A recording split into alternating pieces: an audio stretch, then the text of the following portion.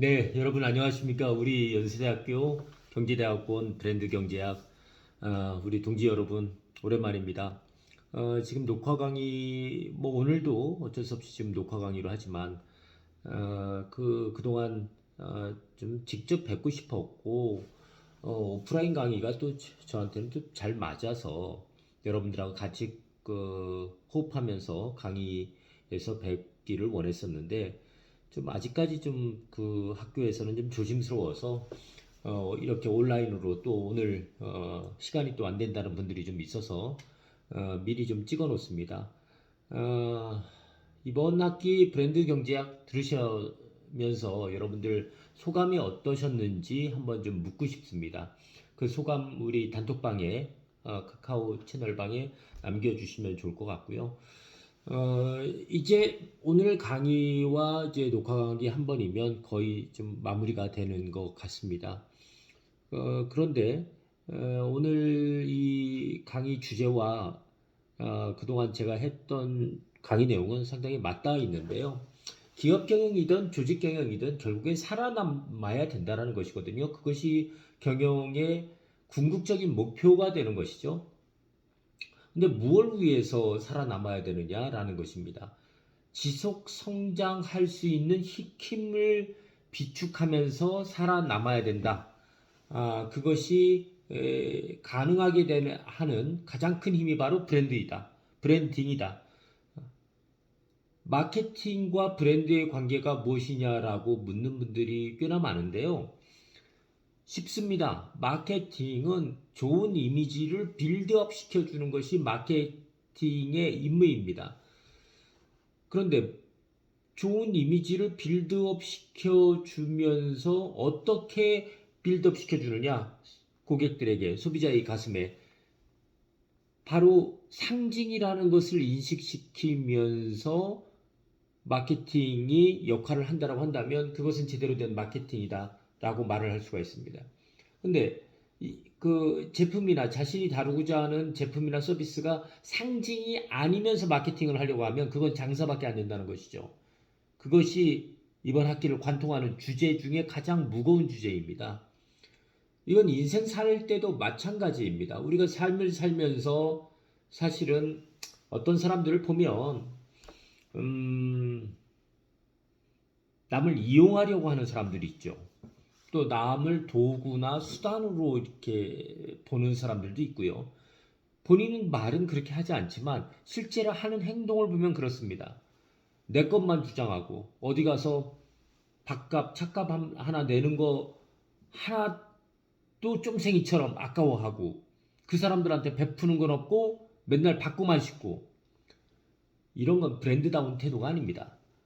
다시 바꿔서 말하자면 그런 사람은 다른 사람들이 그 사람을 좋아하거나 그 사람을 중심으로 어떤 일을 하려고 하지 않는다는 것이죠. 결국 뭘 없애는 것입니까? 내 인생의 미래 기회를 스스로 없애버리고 있다는 것입니다. 그 아주 조그만 거 하나 아까워해서. 그래서 결국엔 살아남아야 되는데 살아남는 미래 기회를 스스로 없애는 사람들이 꽤나 많더라. 기업도 똑같더라. 라는 것입니다. 그래서 오늘 제목을 또 제 책이죠. 이번 학기에 주요 저서 결국엔 살아남는 브랜드 마케팅의 힘이라는 것이 무엇인지를 다시 한번 여러분들하고 돌아보는 그런 시간을 가지려고 합니다. 네, 이번 학기에서 쭉 다뤘던 것이 결국은 브랜드의 철학부터 다뤘는데 브랜드의 철학과 함께 사람들의 특별한 그러한 생각의 힘에 대해서도 여러분들하고 다루었습니다. 이 책 다 아시죠? 유발 하라리라고 하는 교수가 쓴 이스라엘 예루살렘 히브리 대학교의 역사 교수가 쓴 사피엔스 여러분들 아마 다 읽어 보셨으리라 생각을 합니다. 이 사피엔스에서 다루고 있는 것은 이러한 것입니다. 어, 이 사피엔스 종전에 그 상위 단계의 인간을 규정짓고 있는 것이 호모 속이라는 거거든요. 속 다음에 종이니까요.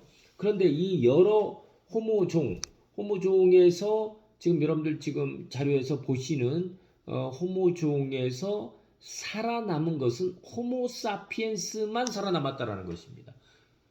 근데 이상하죠? 위에 보면 호모 에렉투스 교과서에 나오는 등등등의 호모 속이 있었는데 왜 사피엔스만 어떻게 살아남았을까?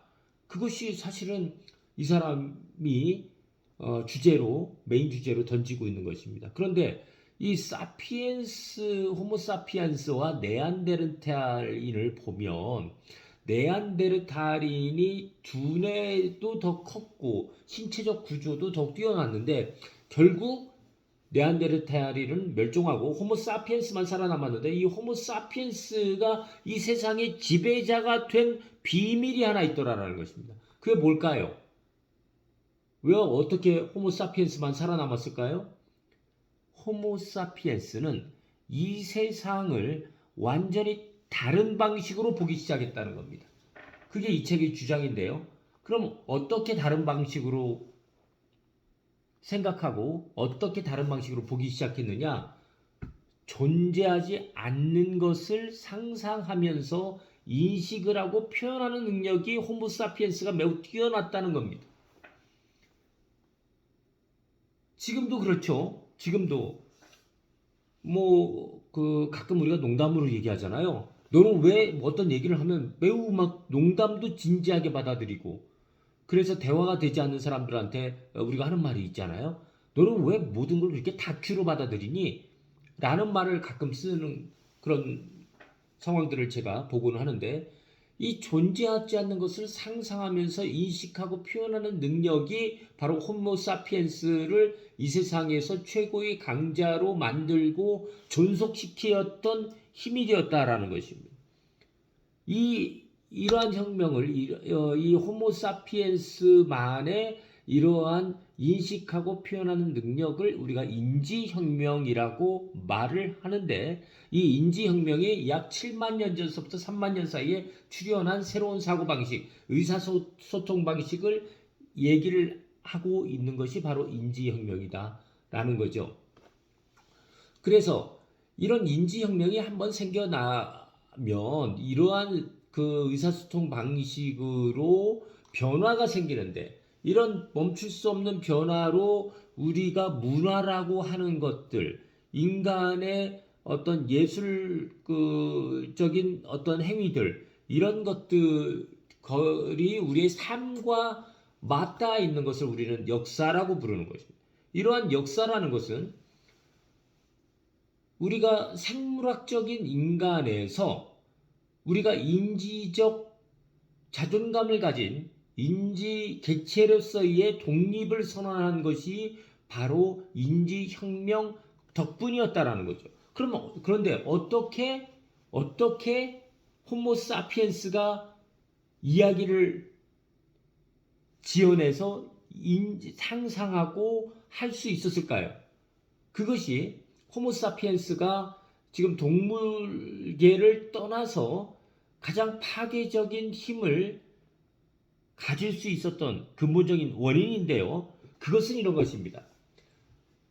가령 우리가 지금 여러분 이렇게 생각을 해보죠. 우리가 토지의 등기부 등본이라는 것이 과연 어떤 존재입니까? 여러분 아파트 사려고 노력을 많이 하시고 또 땅 사려고 노력도 하시고 내 소유권이라고 주장할 수 있는 것들이라는 것은 어떤 그 국가가 있고 국가가 인정하는 그러한 문서에 의해서 법적 문서에 의해서 자신의 소유권이 증명되기도 하고 그렇지 않기도 하는데 그것이 과연 뭐냐는 거죠. 그걸 루소는 이렇게 얘기를 했습니다. 어떤 땅에 울타리를 치고 이건 내 거야! 라고 말을 하고 다른 사람들이 그 말을 믿을 만큼 순진하다고 생각한 최초의 인간. 그것이 바로 이 문명사회의 실제 창시자다라는 것입니다. 그게 무슨 얘기죠? 보이지 않는 거죠. 내 땅, 네 땅이 물리적으로는 어디 있습니까? 이걸 누가 그렇게 정했어요? 그런데 몇몇 선조에 의해서 주장되던 것들이 국가가 그것을 받아들여지고 주고 법적으로 인정을 한 것을 가지고 우리는 내 땅, 네 땅이다 하는데 그것은 사실 상상의 관념이죠. 보이지 않는 가치다라는 겁니다. 보이지 않는 가치를 생각해내고 그것을 주장하고 서로 공유하고 한 것이 신뢰라는 것을 만들어 왔다는 것이죠. 이것이 자본주의의 근본적인 메커니즘입니다.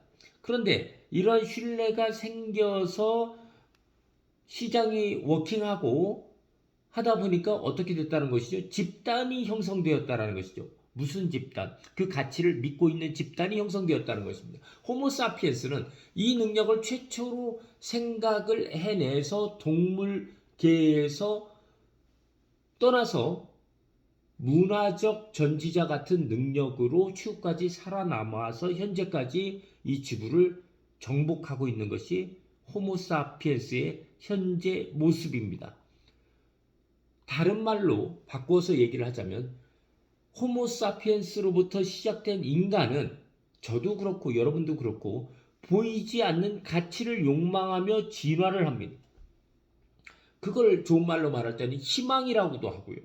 꿈이라고도 하고 또 좋지 않은 가치라고 말할 수는 없죠. 좋지 않은 것을 머릿속에서 꼼수를 부리면서 간혹 약탈적 행위를 하기도 하고 부정적인 그런 행동을 하기도 합니다. 그러나 보이지 않는 가치를 욕망하면서 인간은 그 많은 것들을 이루어 왔다라는 것이 사실은 유발 하라리의 주장이고 제가 말씀드리는 브랜드에서 가장 중요한 관점이다라는 것입니다. 보이지 않는 가치를 욕망하게 만드는 힘, 그게 무엇입니까? 라고 제가 묻고 싶은 거죠. 이 개개인이 다 다르죠. 이 슬라이드처럼 어렸을 때 우리가 많은 별자리들을 보면서 저 우주에는 뭐가 살고 있을까? 라는 것들을 생각해 본 적이 한두 번씩은 다 있을 것입니다. 그러면서 무엇을 꿈꾸고 또 살면서 어떤 것을 희망을 가지고 그 희망과 욕망이 결국은 자신을 어떤 희망을 가졌느냐, 어떤 욕망을 가졌느냐라는 것이 결국 자신을 만드는 힘이 되었다라는 것이거든요. 그래서 무엇을 상상하고 무엇을 욕망하고 무엇을 실행하면서 이 세상을 살아가느냐라는 것이 그 사람, 그 자신의 브랜드가 되는 것이고 기업도 역시 마찬가지다라는 것입니다. 브랜드라는 것을 다시 정리하자면 자신의 기업 사이드에서는 자신의 상품, 서비스, 기술 이런 것들을 경쟁업체하고 구별하기 위해서 사용하는 기호나 문자나 도형의 집합이라고 말씀을 드린 적이 있었습니다. 그런데 이것을 왜 할까요? 다른 말로 말하면 브랜드를 다른 말로 어떻게 표현할 수 있을까요? 라고 얘기하면 상표라고도 얘기를 할 수가 있습니다.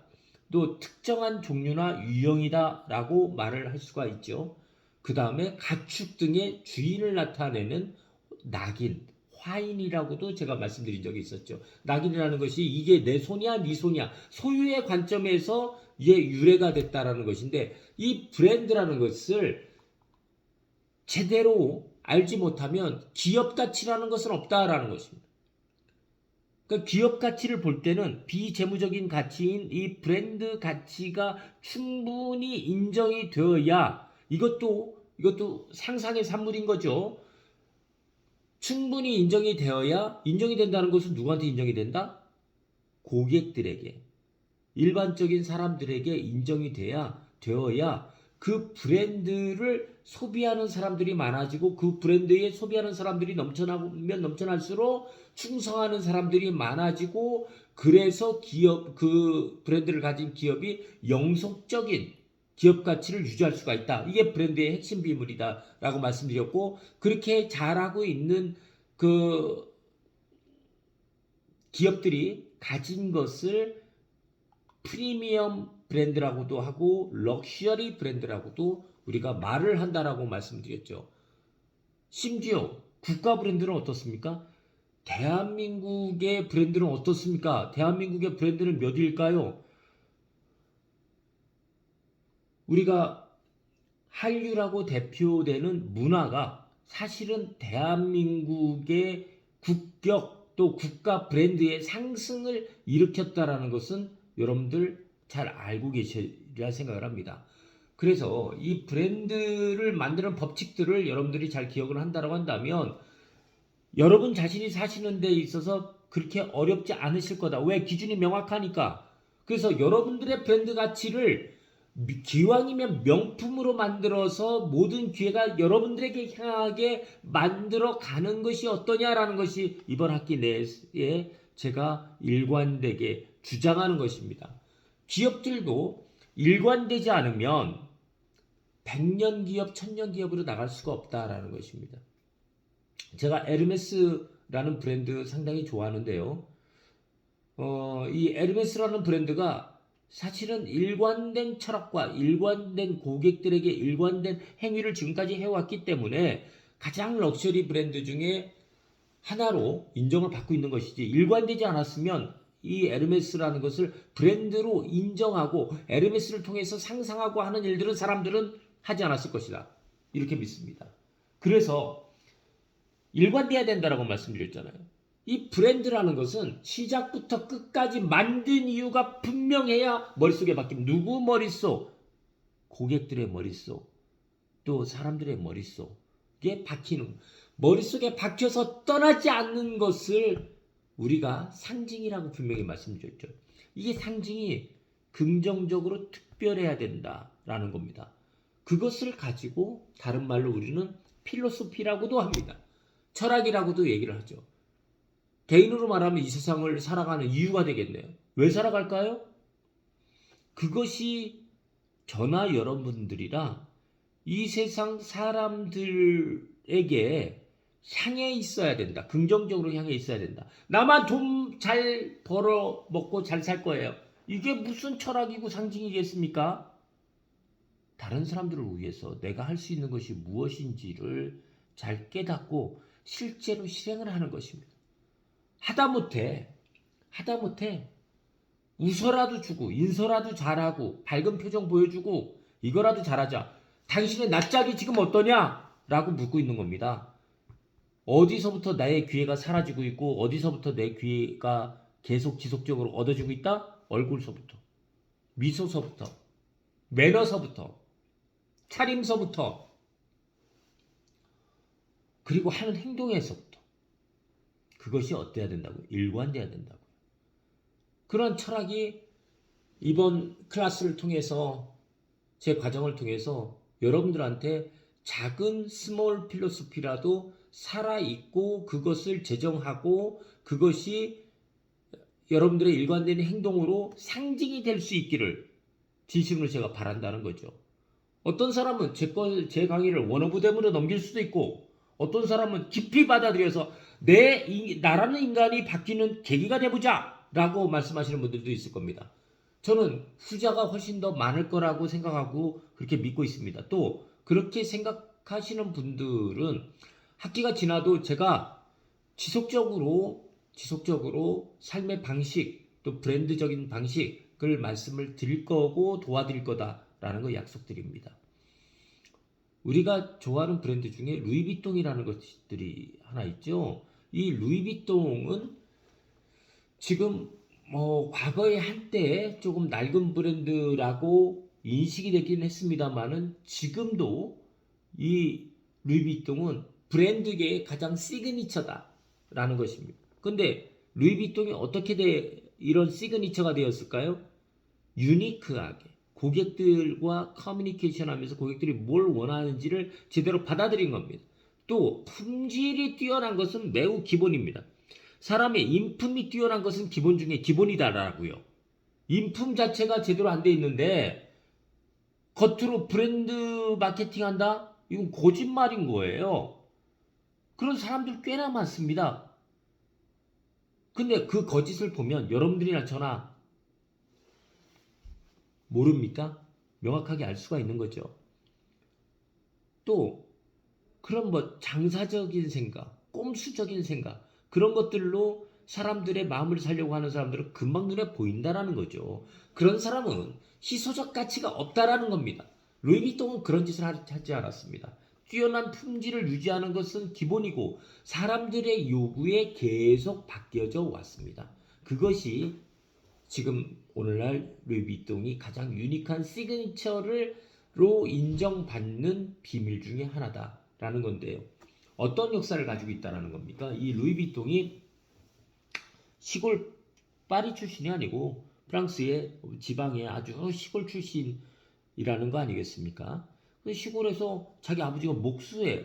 근데 목수 아버지한테 목수 일만 이렇게 배우다가 무슨 마레샤르에서 견습생 생활을 했는데 거기가 뭐 하는 데냐면 주로 여행 가방 싸주고 뭐 이렇게 짐 가방 이렇게 딜리버리 해주는 그런 것들이었는데요. 옛날에는 루이비통이 만든 이 사각형 트렁크가 없었기 때문에 우리나라에서 옛날에 이제 보따리 있죠, 보따리. 이런 보따리 같은 것들을 아주 잘 싸서 그 인정을 받다가 결국은 황후의 보따리까지 싸게 된 사람이 바로 루이비통이었습니다.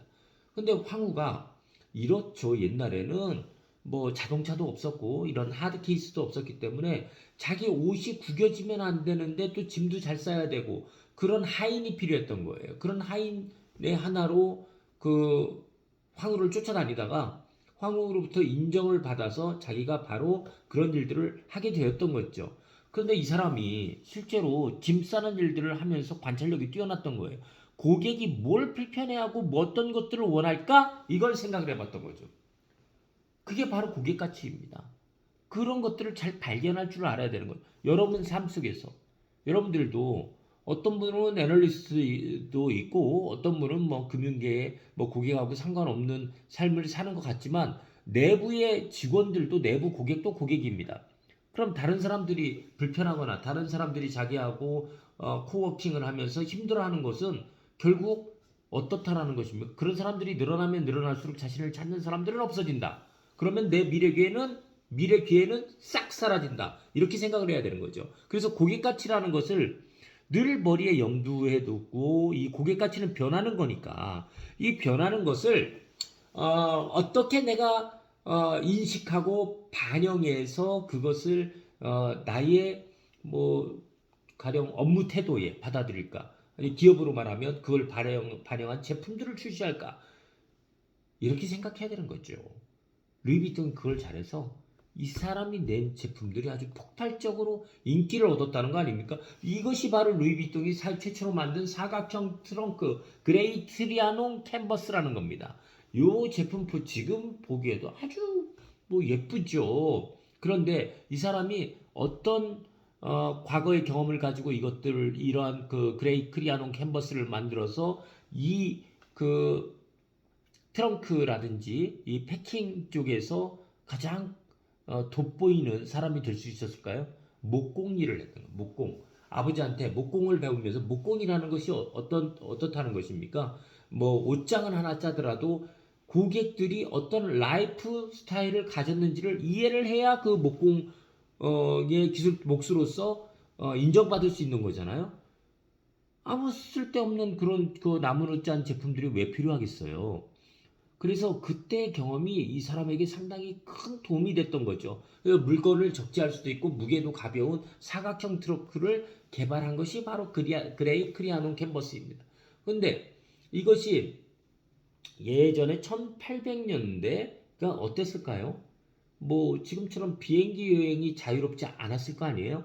그러면 뭐 옛날에 타이타닉이라는 영화를 좀 보셨을 것이고 그렇게 대형 크루즈는 아니더라도 주로 장거리 여행을 할 때는 여객선으로 어, 갔거나 아니면 그 이후에는 뭐 기차로 갔거나 그러다 보니까 이 짐을 잘 패킹하고 이러한 틀이 있는 트렁크가 있는 것은 거기에서 상당히 여행의 편의성을 올려주는 고객 가치로서 충분히 인정받을 만한 것들이었던 거죠.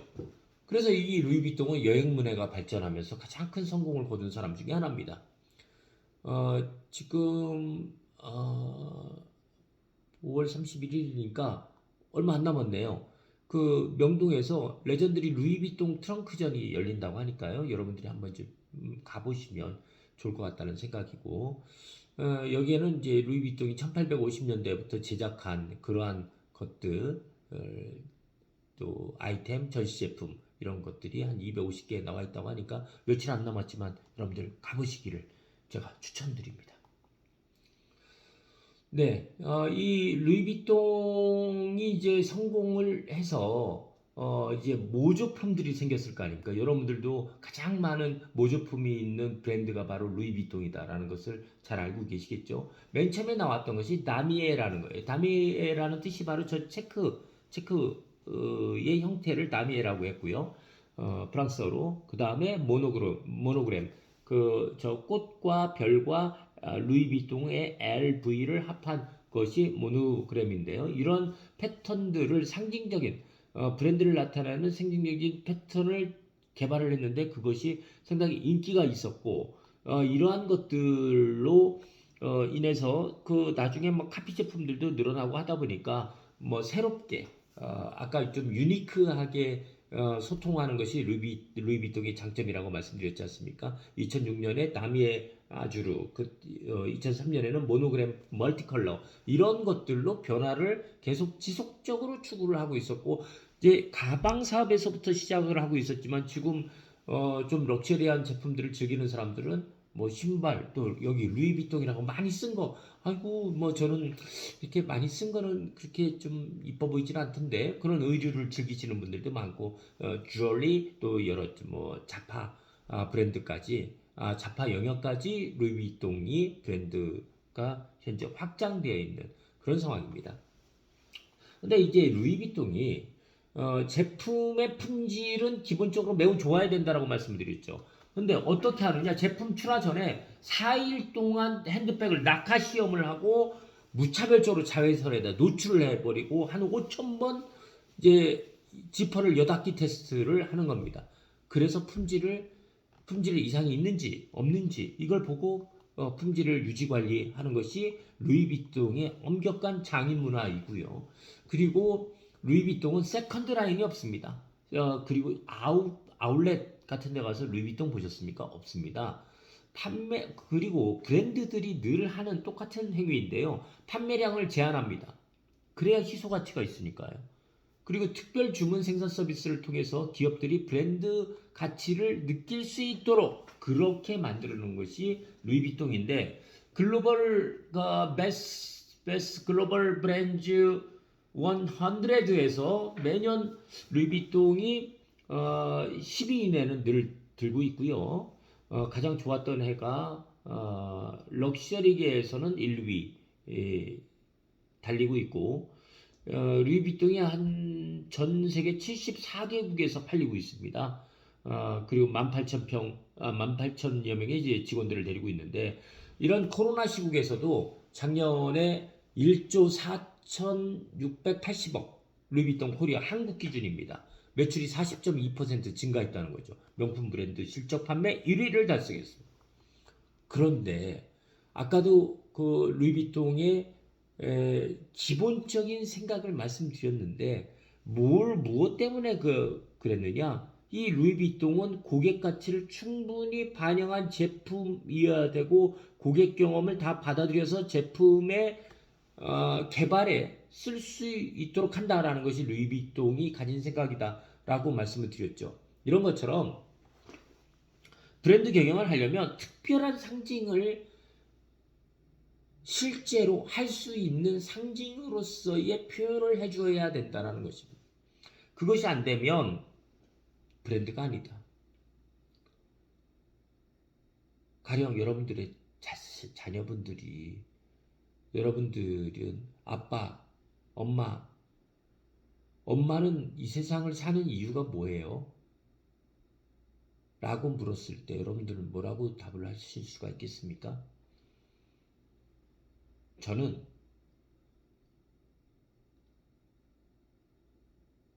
외롭고 힘든 사람들 위해서 와인 정사라고 제 강의 중에 한번 나왔나요? 와인 정사라는 그런 힐링 마을을 만들어서 사람들에게 에너지를 공급하는 힐링 에너지 전도사 조세현으로 사는 것이 아빠가 사는 이유고, 지금 그것을 위해서 만들어가는 과정이고, 그걸 2028년도에는 시행하려고 한다라고 얘기를 합니다. 그것이 조세현의 정체성이다라는 것이고요. 그러기 위해서는 다른 사람들도 돕는데 중소기업들을 못 도울 이유가 없잖아요.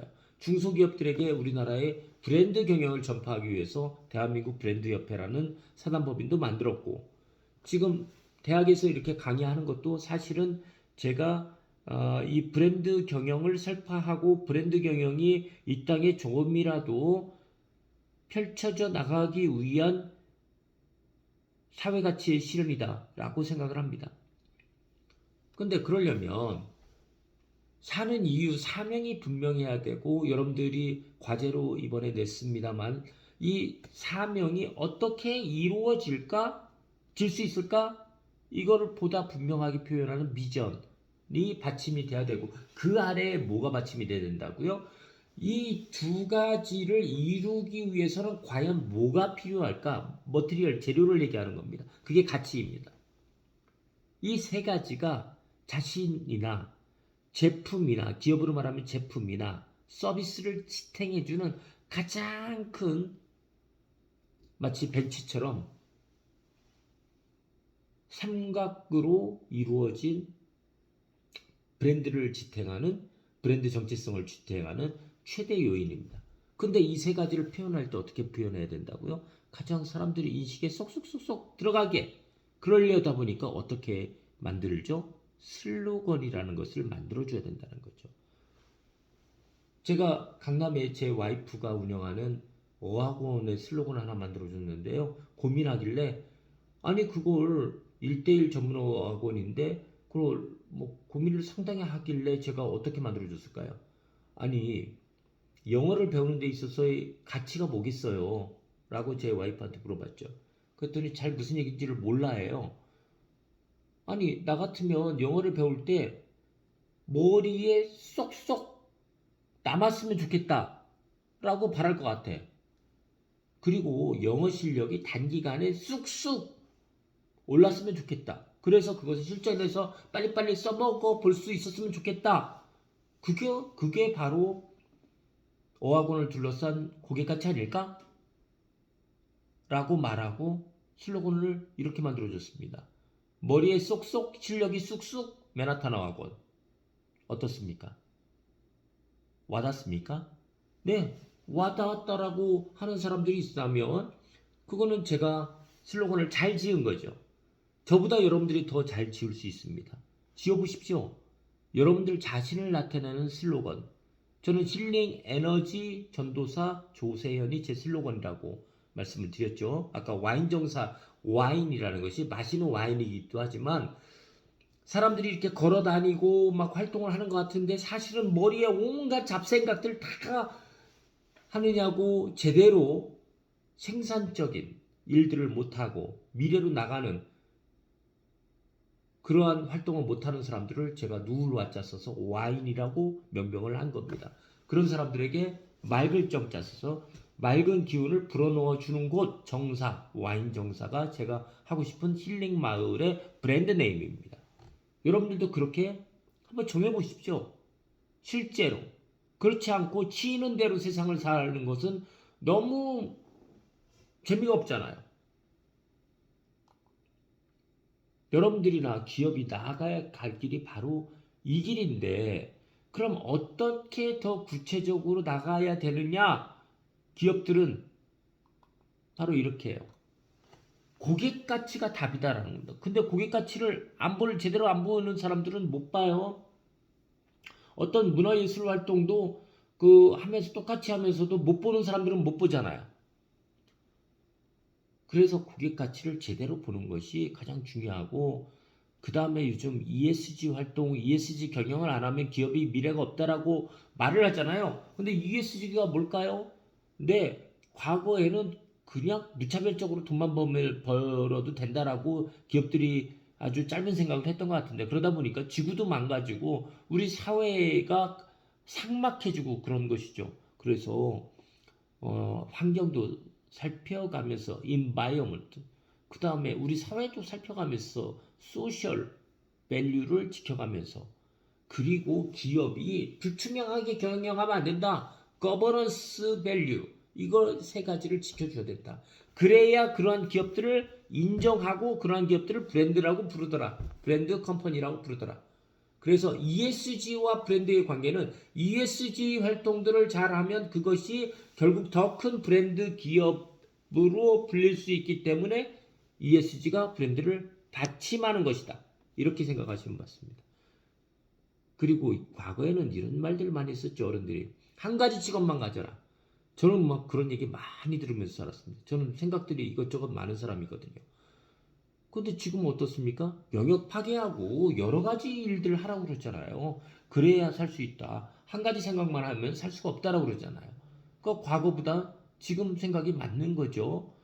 이 세 가지가 브랜드를 둘러싼 최대의 화두인데, 오늘은 고객 가치가 중요하니까 고객 가치 측면만 좀 우선 다뤄서 여러분들에게 말씀을 드리는 겁니다. 그럼 이 고객 가치가 뭐냐? 아마존의 사례로 말씀을 드리자면, 아마존의 고객 가치 창출을 다른 말로 고객 집착이라고 보일 수도 있는 그런 아주 과한 고객에 대해서 최우선 경영 과제로 내세우고 있는 것이 바로 아마존의 경영 방식인데, 이 아마존의 창업자인 제프 베조스가 고객 가치에 대한 완벽주의적 집착이 아주 강한 사람이다라는 거잖아요. 근데 이게 지금 현재 아마존의 모든 사업을 만들었고 아마존의 조직 관리의 기본 규범이 되고 있다라는 겁니다. 근데 여기에서 말하는 고객 집착의 5가지 질문, 이게 뭐냐? 고객이 누구냐? 고객이 진짜 고객이 누구냐? 여러분들도 생각을 한번 해보십시오. 진짜 고객이 누구냐? 그럼 고객의 문제를 우리가 발견해 본 적이 있느냐? 아니면 고객에게 기회를 제공해 줄 수 있는 것이 뭐냐? 우리 제품이나 서비스가. 그 생각해 봐야 된다는 겁니다. 그러면 팔지 마라, 이렇게 팔려고 하는 것이 이게 기업들이 하는 가장 저급한 행동입니다. 아니, 기업이 안 팔고 어떻게 해요? 사게 해라. 사게. 그때 고객이 사게 하라라고 말할 때 바로 이렇게 말할 수 있는 거죠. 고객이 받을 가장 중요한 혜택이 뭐냐? 뭘 자꾸 혜택 같은 걸 주는 것으로 기업 운영을 해야지, 왜 자꾸 팔려고 이상한 짓 하느냐? 그게 아니다라는 거예요. 그러려면 고객이 가장 필요로 하는 것이 무엇인지를 알 수 있도록 충분히 고객들의 세상을 들여다 봐야 된다는 거죠. 그래야 고객의 경험들이 보이고 그것을 우리의 제품과 서비스에 담아낼 수가 있고, 또 우리의 제품과 서비스를 경험한 고객들은 어떠한 생각을 가지고 있을까? 그것이 이걸 또 고객의 문제이기도 합니다. 이 5가지가 아마존이 가지고 있는 고객 집착에 대한 5가지 질문이고요. 이 사람들은 경쟁자가 뭘 하든 신경 쓰지 않는다는 겁니다. 경쟁자의 동향을 아는 것은 중요하죠. 그런데 경쟁자가 뭘 하는지 그걸 따라하고 그러다가는 자신들만의 아이덴티티가 없어지는 거죠. 그러면 뭐 하라는 얘기야? 고객 가치를 혁신시키는 데 집착하라. 왜? 고객 가치는 늘 변하니까. 사람들의 생각은 늘 변하니까. 이 사람이 말하는 베스트 서비스라는 것은 서비스가 필요 없을 정도의 완벽한 품질의 서비스를 제공하는 것이 베스트 서비스다라는 것입니다. 그래서 서비스 필요성 자체를 없애버리는 거예요. 저는 이 아마존의 스토리를 읽었을 때 완전히 충격을 받았습니다. 서비스의 필요성 자체를 없애버린다? 그게 다른 기업들과 다른 겁니다. 이 사람들의 사례 하나 더 얘기해 드릴까요? 지금 여러분 보시다시피 아마존에서 이렇게 어떤 고객한테 메일이 왔습니다. 안녕하세요 고객님, 아마존 주문형 비디오에서 카사블랑카를 시청하는 동안에 비디오 재생이 제대로 되지 않은 것을 파악했습니다. 불편을 끼쳐드려 정말 죄송합니다. $2 99센트를 환불해드렸습니다. 조만간 다시 뵙기를 희망합니다. 아마존 온 디맨드 비디오 팁. 그 고객은 자기는 잘 본 거야. 그런데 화질에 약간의 문제가 있었다고 그 고객이 컴플레인을 하지 않았는데 자신들이 먼저 고객한테 환불을 해주는 이런 서비스를 하고 있었던 거예요. 이게 다른 기업들과 다르다. 불만을 제기해도 그런 것들을 지금 사실은 받아들여 주지도 않는 판에 이런 메일을 받아본 고객의 만족감이 어땠을까요? 그래서 이 고객 집착이라는 것은 고객의 만족을 넘어서 고객의 행복에 집착한다. 우리 서비스를 즐겼으면 행복해야지. 행복하지 않으면 우리가 서비스를 잘못한 것이다 라는 것이 아마존의 생각입니다. 한국에 있는 기업들과 매우 다르지요. 이렇게 갈 겁니다. 이렇게 가지 않았습니다. 아직 가지 않으면 미래가 없거든요. 아마존 웹 서비스의 코리아 대표가 아마존의 성공 비결을 얘기한 적이 있는데요. 그것이 지금 얘기했듯이 고객 중심 전략이 우리의 성공 비결이고 지구상에서 가장 고객 중심적인 회사가 되겠다. 이게 그 아마존 앱 서비스 코리아 대표가 한 말입니다. 이 대표는 고객 가치 기반의 아마존 혁신 문화를 주제로 한 강연에서 고객 중심 경영 전략이 혁신의 원동력이 됐다라고 이제 말을 하고 불만이나 요구사항 이게 혁신의 토대다. 이런 말을 한 것이죠. 제가 링크 하나 넣어드릴 테니까 이 아마존의 혁신 기술, 이 고객 중심 서비스가 어떻게 우리가 아는 서비스인데도 온 매장 같은 데에서 우리가 그러한 그 쇼핑들을 하고 있는데 이곳 A사에서 쇼핑할 수 있고 B사에서 쇼핑할 수 있는데 미래의 아마존은 어떻게 다른지 한번 체크해서 보시기 바랍니다. 이러니까 물론 이제 요즘 주가로 상당히 약세를 맞고는 있습니다만 매출을 보십시오. 매출 2015년에 비해서 거의 4배죠. 7년 만에 거의 4배의 매출을 기록을 했습니다. 그 다음에 이게 볼보 트럭 코리아 사장이 한 말이 있어서 제가 좀 가져왔는데요.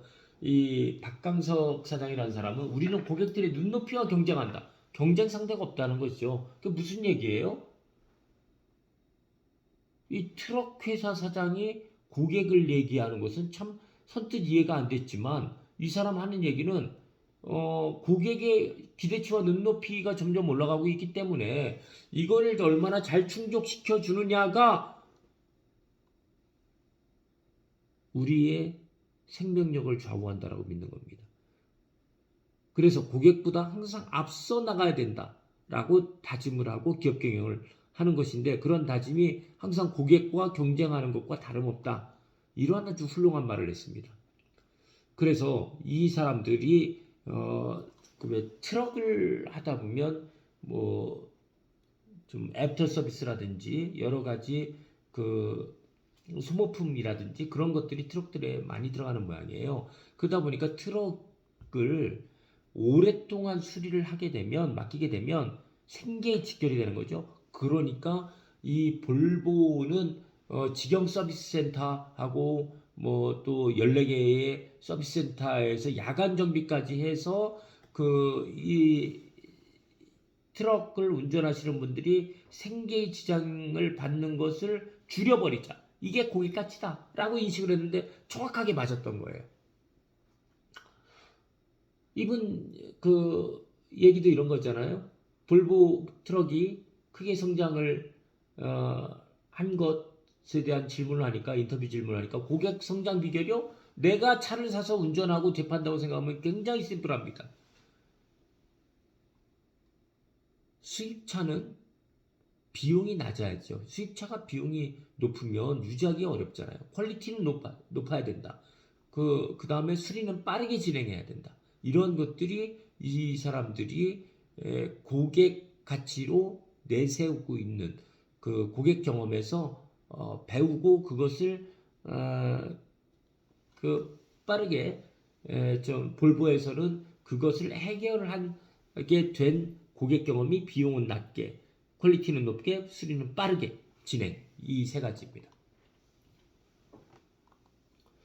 네, 근데 이렇게 고객과 경쟁하면서 고객 가치를 실현하니까 어땠을까요? 국내 판매량이 벌써 2015년에 비해서 2019년이 이것도 한 5배가 넘잖아요.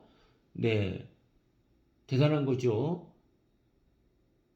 예, 고객에 집중하다 보면 이러한 어메이징한 경영 실적이 가능해진다. 전 많이 봤습니다. 루틴이 똑같죠. 그래서 이 고객 경험이 뭐냐라는 것들이 뭐 올해 그 언론에 많이 나오고 있는데, 이 고객 경험이라는 것은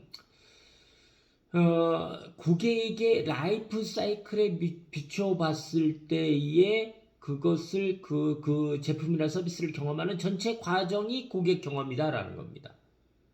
이러한 것들이 어때야 되냐는 것이죠. 계속 1인 가구 증가, 코로나로 인해서 소비 형태가 변화되고 하면서 이 경험, 소유보다는 경험을 중심하는 세대가 늘어나고, 이러한 그 고객 경험들은 여러 브랜드 경험을 통해서 자신의 라이프 사이클에 맞는 곳에서 소비를 한다. 이 얘기는 무슨 얘기예요? 라이프 사이클을 또 라이프 스타일을 잘 파악을 하게 되면 우리 브랜드는 그 고객에게 맞는 고객 경험을 잘하게 행복하게 할 수 있는 제품이나 서비스를 출시할 수 있다라는 말이 되겠죠.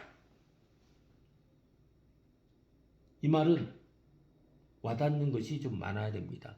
그래서 SK 매직 같은 경우에서도 이 마케팅 운영 실장이라는 사람이 고소비자가 원하는 제품을 원하는 방식으로 공급을 하겠다. 이 사람도 얘기를 하는 게 역시 마찬가지잖아요. 고객 라이프 사이클에 맞춰서 다양한 제품과 구매 방식을 제안하는 홈 라이프 큐레이션 컴퍼니로서의 진화를 추구한다라고 나와 있는 것입니다.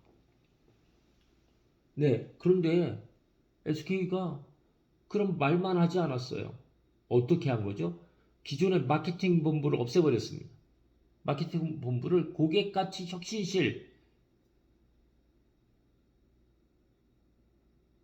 마케팅 전략실, 마케팅 운영실, 렌탈 사업부, 유통사업부, 이런 것들을 재편하고 BM 혁신 추진단을 만들어 버렸어요. 그래서 고객 가치가 어떻게 변하고 있는지를 다 파악할 수 있도록 조직 개편을 하고 임원 인사를 단행했다는 겁니다.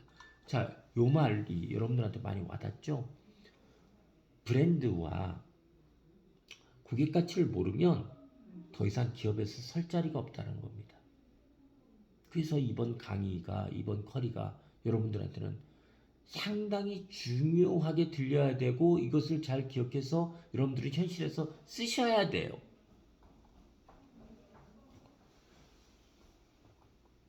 네. 고객 가치를 잘 파악한다는 것은 소비자와 가장 강력한 공감대를 이룬다는 것입니다. 소비자와 가장 강력한 공감대를 이루어서 만들어지는 스토리가 가장 자연스러운 스토리죠. 이런 자연스러운 스토리는 사람들이 거부감 없이 그 브랜드에 충성할 수 있도록 만들어주고, 그 브랜드로 쉽게 다가올 수 있도록 해줍니다. 그런 것들이 여러분들에게 충분히 장착이 되어야 여러분들의 제품의 혁신, 서비스의 혁신, 또 독보적인 브랜드 스토리, 이런 것들이 완성이 되는데요. 이게 바로 차별화된 프리미엄 브랜드가 반드시 가지고 있는 요소들의 세 가지입니다. 프리미엄 브랜드 만들고 싶으시죠? 여러분 자신이 프리미엄 브랜드 되고 싶죠? 다 마치 이런 사람들처럼요. 코코 샤넬의 스토리, 애플의 창업자인 스티브 잡스의 스토리, 이런 사람들이 브랜드 스토리를 창출하기도 합니다. 그런데요,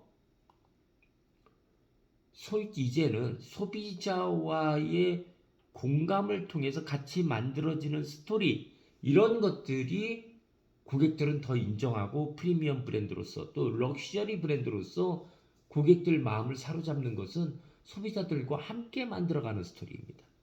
그러려면 소비자의 눈높이를 정확하게 아셔야 되는 거죠. 이걸 모르고 매일 나 혼자서 연구하고 나 혼자서 서비스 전략 짜고 또 뭐 고객 유치 전략 짜고 에휴 다 필요 없다. 그런 식으로 고객의 마음을 이해하지 못하는 사람들은 럭셔리 브랜드뿐만 아니라 일반적인 브랜드도 잘 못 만듭니다. 고객이 늘 내 마음속에 들어와 있어야 됩니다. 그게 스트레스가 되지 말아야 됩니다. 그게 즐거워야 됩니다. 제가 여러분들하고 커뮤니케이션 하고 있고 이렇게 강의할 때 저는 늘 즐겁거든요.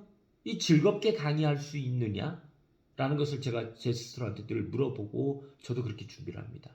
그래야 된다는 거죠. 기업을 다니면서 스트레스가 많다. 물론 사람들과의 관계에서 그 말 한마디 한마디에 상처 입고 그럴 때 쉽지 않을 수가 있습니다. 뭐 가끔 그런 일이 있는 분들에게는 위로를 드립니다. 근데 거기에서 결국은 잘 이겨내고 또 그 사람들과의 커뮤니케이션 단계에서도 사실은 서로의 공감을 하면서 그렇게 직장 생활을 이어와야 자신이 하고 싶은 일을 그 기업에서 할 수가 있다 라고 말씀드리고 싶습니다. 네, 오늘 결국엔 살아남는 브랜드 마케팅이라는 것이 무엇인지 뭐 세 가지를 아까 말씀드렸는데요. 고객 가치, 이제 고객 공감, 브랜드 스토리텔링 이게 다 같은 얘기고 그 다음에 ESG 경영해야 된다는 거, 그 다음에 영역이 파괴돼야 된다는 거 그런 것들 말씀을 드렸는데요. 그 ESG 경영과 영역 파괴에 대해서는 다음 시간에 여러분들하고 간단히 다루고 마지막 제가 강의를 하도록 하겠습니다. 오늘도 수고가 많으셨고요. 제 강의가 여러분들한테 조금이나 위안이 되고 좀 그렇게 어렵지 않은 강의가 되기를 진심으로 바랍니다. 늘 어려운 일 있으시면 또 자신들이 맡고 있는 일에서 어떻게 좀 행동하고 처신하는 것이 더 좋을 건지 어려운 일들이 있으시면 늘 연락 주세요. 전화 주셔도 무방합니다. 도와드릴게요. 또 제가 교수이기 전에 여러분들의 선배라고 말씀을 드렸지 않습니까? 네, 오늘 강의 여기서 마치도록 하겠습니다. 오늘도 좋은 밤 보내시고 그리고 다음 강의 때 다시 뵙도록 하겠습니다. 감사합니다.